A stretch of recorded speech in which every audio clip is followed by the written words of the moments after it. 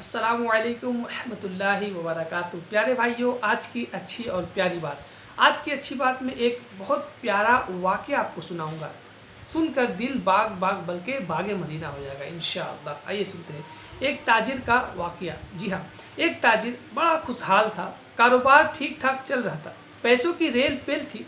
फिर वक्त ने अंगड़ाई ली, इस ताजिर के माली हालात ख़राब होने लगे। कारोबार में नुकसान होते होते नौबत यहाँ तक आ पहुँची कि इसका कारोबार बिल्कुल ख़त्म हो गया और वो बेचारा बिल्कुल मोहताज होकर रह गया। उसने किसी दोस्त से 3000 दीनार सोने के सिक्के कर्ज लिया था और वापसी के तारीख मुकर्रर थी। कर्ज ख्वाह ने मुकर्रर तारीख पर कर्ज की वापसी का मुतालबा किया। इस बेचारे ने माजरत चाही कि भाई मैं मजबूर हूँ, मेरे पास कोई चीज़ नहीं।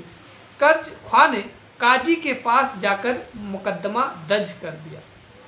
काजी साहब ने उस मकरूज यानी जिसने कर्ज ली थी ताजिर को तलब किया यानी बुलाया और मुकदमे की बाकायदा समाअत की बाद उस मकरूज ताजिर को 1 माह की मोहलत दी। यानी जिसने कर्ज ली थी उसने जज साहब ने बुलाया और उसे उसके बारे में सुना कि फैसला और कहा कि 1 माह की तुम्हें मैं ये मोहलत देता हूँ, 1 माह के बाद इसके पैसे जिससे आपने कर्ज लिया है उसे वापस कर देना।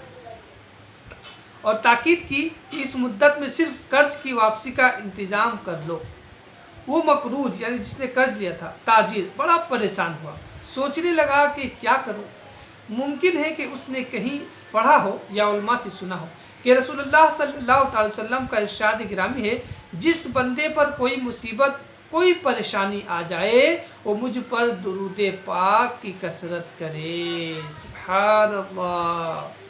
क्योंकि दुरूद पाक मुसीबतों और परेशानियों को ले जाता है और रिज़्क बढ़ाता है। अलहासिल उसने आजिज़ी के साथ मस्जिद के गोसे एक कोने में बैठकर दुरूद पाक पढ़ना शुरू कर दिया।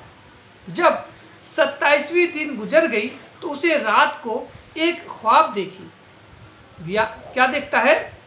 कोई कहने वाला कहा, ऐ बंदे तू परेशान ना हो, अल्लाह करीम बड़ा कारसाज यानी काम बनाने वाला है, तेरा कर्ज अदा हो जाएगा। तू अली बिन ईसा वज़ीर सल्तनत के पास जा और जाकर उसे कह दे कि कर्ज अदा करने के लिए मुझे 3000 दिरहम दे 3000 दिरहम मुझे दे दे ताकि मैं कर्ज अदा कर दूँ। मकरूज ताजिर कहता है कि मैं जब बेदार हुआ यानी नींद से उठा तो बड़ा खुश था, परेशानी ख़त्म हो चुकी थी। लेकिन फिर ये ख्याल भी आया कि अगर वज़ीर साहब कोई दलील या निशानी तलब करेंगे तो मेरे पास कोई दलील नहीं है। यही सोचते हुए दूसरी रात आ गई। जब मैं सोया किस्मत जाग उठी। सुभान अल्लाह। क्या हुआ?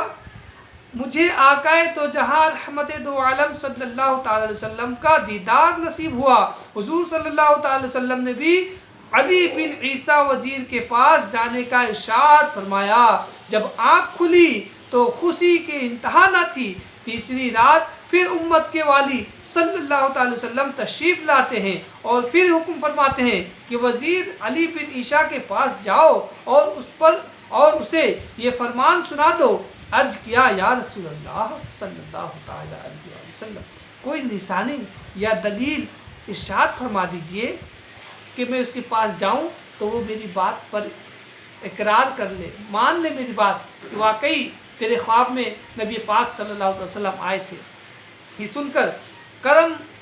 ये सुनकर मंगतों के झोलियां भरने वाले दाता, सखावत के दरिया बहाने वाले आका सल्लल्लाहु अलैहि वसल्लम ने फरमाया कि अगर वज़ीर तुझसे कोई अलामत पूछे तो कह देना कि तुम नमाज फज्र के बाद किसी के साथ बात करने से पहले रसूलुल्लाह सल्लल्लाहु अलैहि वसल्लम पर 5000 बार दुरूद पाक पढ़ते हो, जिसे अल्लाह करीम और किरामन कातिबीन के सिवा कोई नहीं जानता।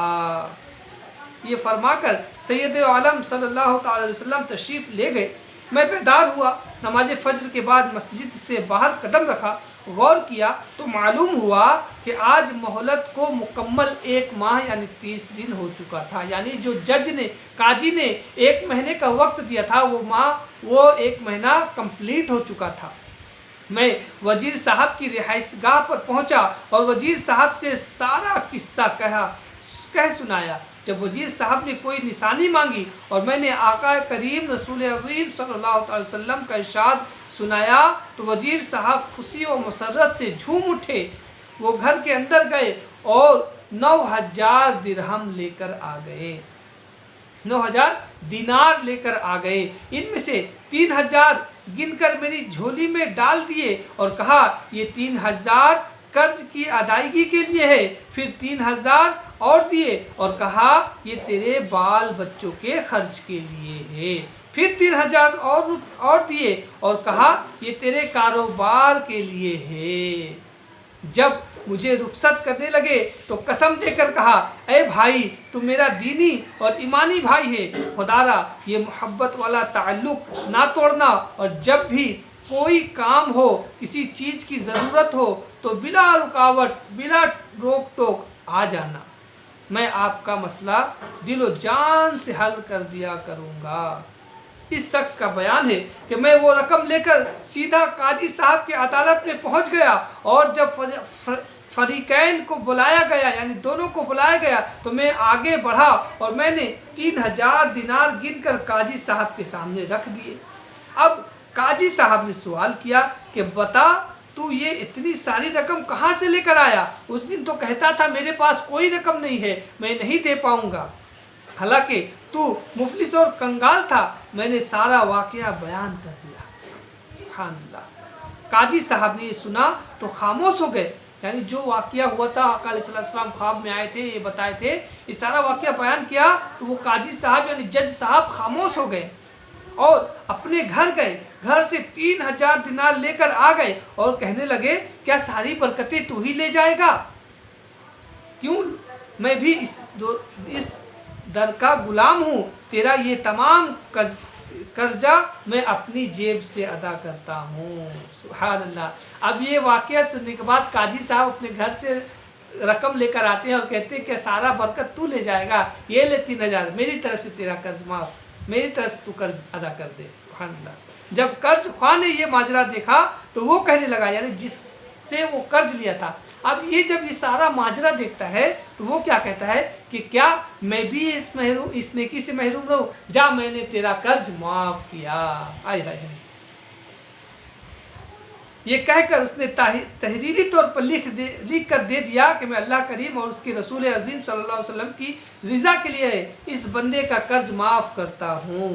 یہ دیکھ کر اس مقروض تاجر نے قاضی صاحب سے کہا جناب آپ کا بہت شکریہ، آپ اپنی رقم سنبھال لیجئے، اب مجھے اس کی ضرورت نہیں رہی۔ تو قاضی صاحب کہنے لگے میں اللہ اور اس کے پیارے رسول صلی اللہ تعالی وسلم کی محبت میں جو دینار لایا ہوں وہ واپس لینے کو ہرگز تیار نہیں ہوں، یہ آپ کا ہے، آپ اسے لے جائیے۔ وہ صاحب کہتے ہیں میں جو پہلے قرضے میں جکڑا ہوا تھا اب وہ 12000 دینار لے کر گھر آ گیا، میرا قرضہ بھی معاف ہو گیا، گھر کے لیے اخراجات بھی مل گئے اور کاروبار کرنے کے لیے بھی اچھی خاصی رقم مل گئی۔